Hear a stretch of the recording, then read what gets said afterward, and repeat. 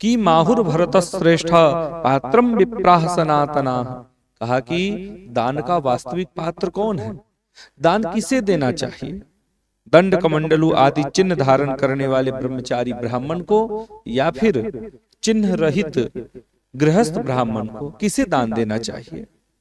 तो इस संदर्भ में महाभारत के अनुशासन पर्व में आया स्ववृत्ति मौभिपन्नाय लिंगेन चेतराय च।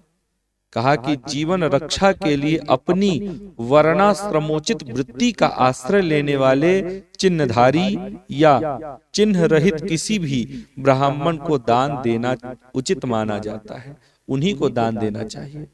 लेकिन ध्यान रखिएगा, ब्राह्मण शब्द तो आया, लेकिन कैसे ब्राह्मण को, तो कहा कि जीवन रक्षा के लिए अपनी वर्णाश्रमोचित वृत्ति का आश्रय लेने वाले।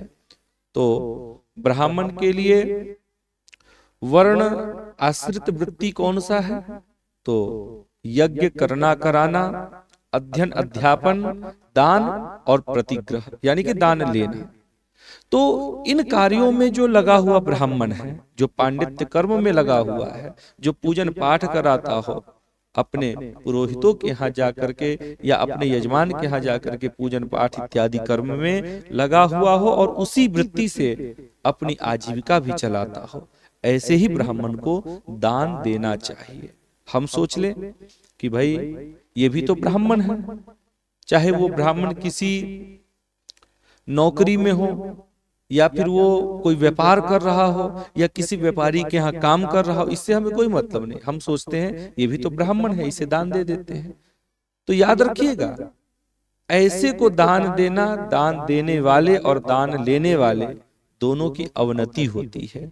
इसीलिए दान उसी को दें जो अपने वर्णाश्रमोचित कार्य को कर रहा हो, उसी से अपनी आजीविका भी चला रहा हो, ऐसे को ही दान देना चाहिए।